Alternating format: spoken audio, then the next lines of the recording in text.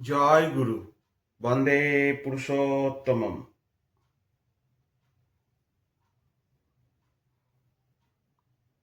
প্রথমেই বলি, আমি খুব একটা ভালো আলোচনা করতে পারি না, তবু দৈনন্দিন জীবনে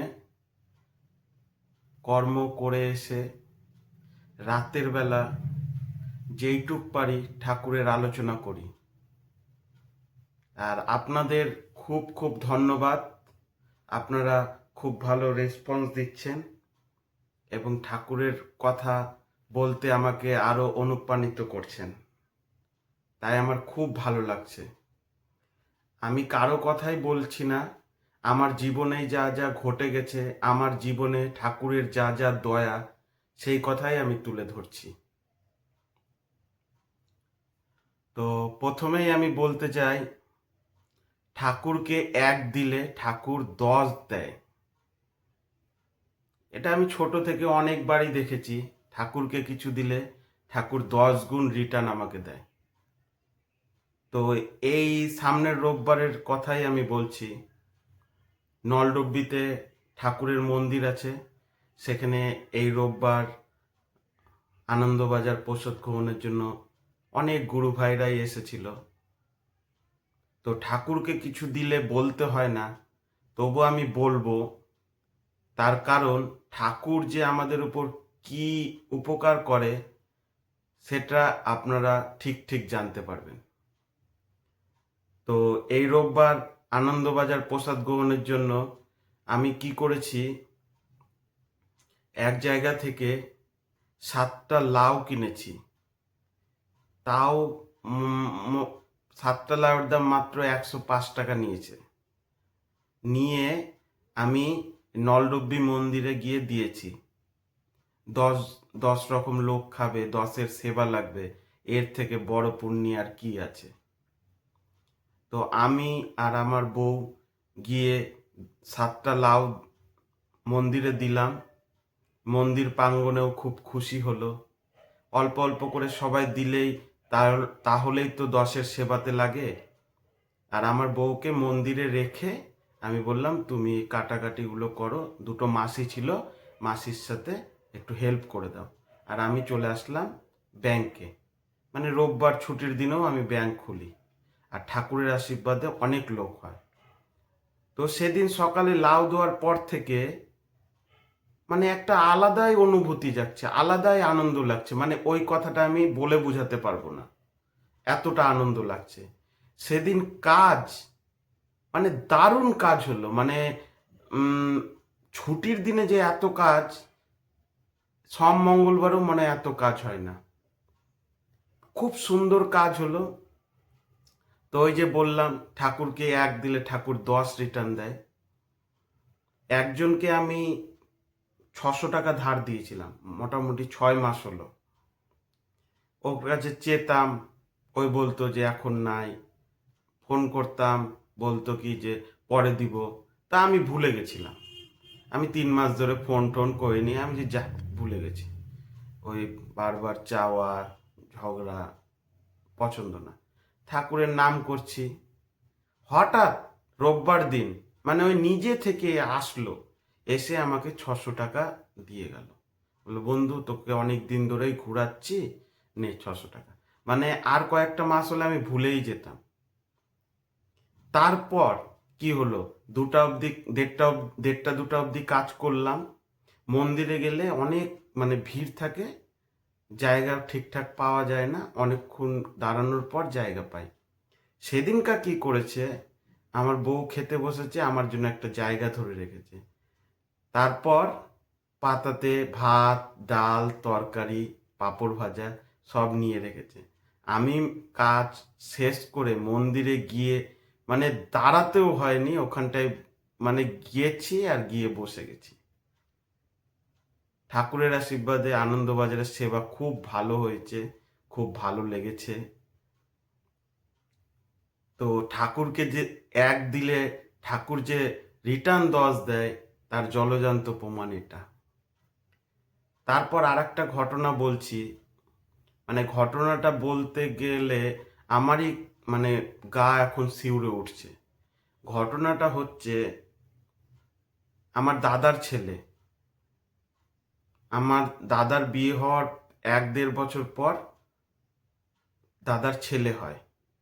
বৌদি যখন হাসপাতালে ডেলিভারি রুমে যায়, তারপর ছেলে হয়। কিন্তু ডাক্তারের মুখ খারাপ, নার্সের মুড খারাপ, মা আর দাদাকে আর আমাকে বলে দিল এই বাচ্চা বাঁচবে না। তো আমাদের বাড়ির সবারই মুড খারাপ। আমি শুধু ভিতর ভিতর বীজনাম করে যাচ্ছি।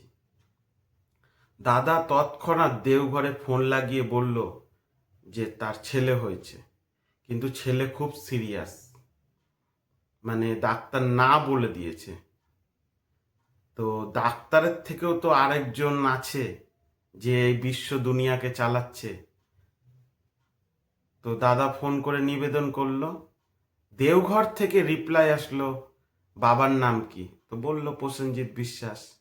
মায়ের নাম কি? বলছে দীপালি দাস বিশ্বাস। ছেলের নামকরণ হলো প্রবুদ্ধ বিশ্বাস। ছেলের নামকরণও হয়ে গেল। যেখানে ডাক্তার নার্সরা বলে দিল এই ছেলে বাঁচবে না, সেখানে দেওঘর থেকে নামকরণ করে দিল। আর বলল খুব করে ঠাকুরের নাম কর। ডাক্তারের কথাই শেষ কথা না, ডাক্তারের উপরেও আরেকজন আছে।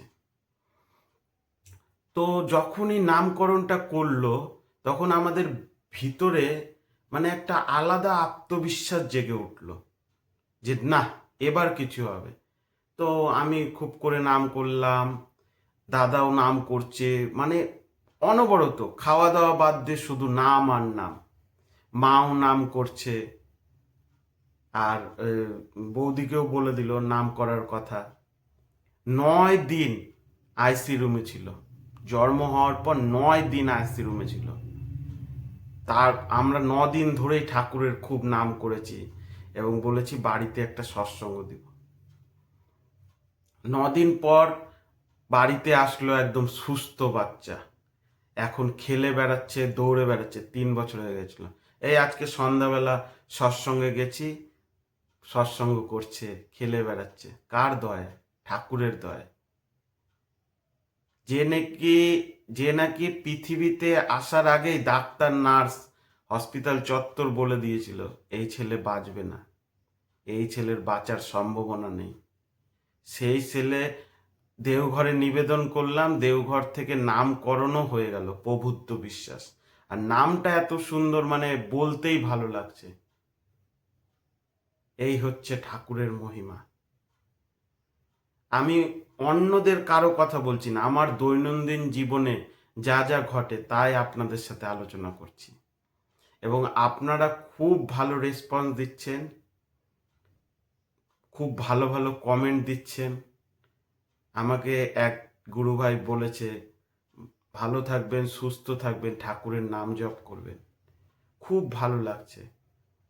আমি খুব একটা ভালো আলোচনা করতে পারি না, তবু আমি রাত্রেবেলায় এসে 2টা কথা হোক, 4টা কথা হোক, এই যে আপনাদের সাথে ঠাকুরের আলোচনা করছি, এটাই আমার সব থেকে ভালো লাগছে।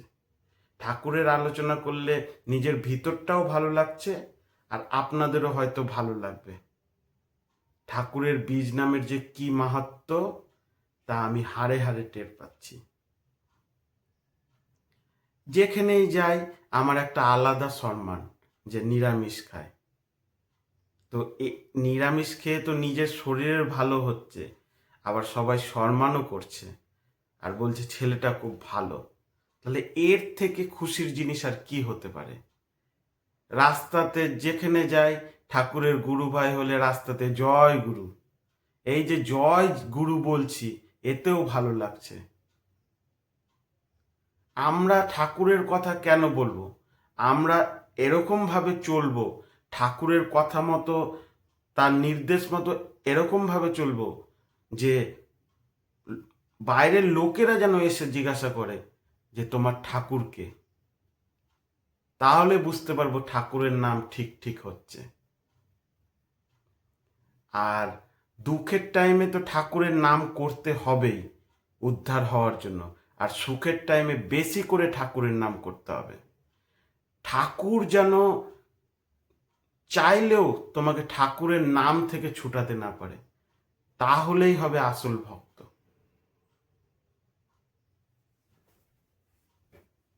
এই যে আমরা দেওঘরে যাই নিজের বাড়ির নিজের গাড়িতে করে, বাড়ি থেকে খাবার ঠাবার নিয়ে যাই, রাস্তাতে গিয়ে এক জায়গায় দাঁড়িয়ে তিরপল বিছিয়ে বাড়ির সবাই মিলে একসাথে খাওয়া দাওয়া করি, এর থেকে ভালো জিনিস আর কি।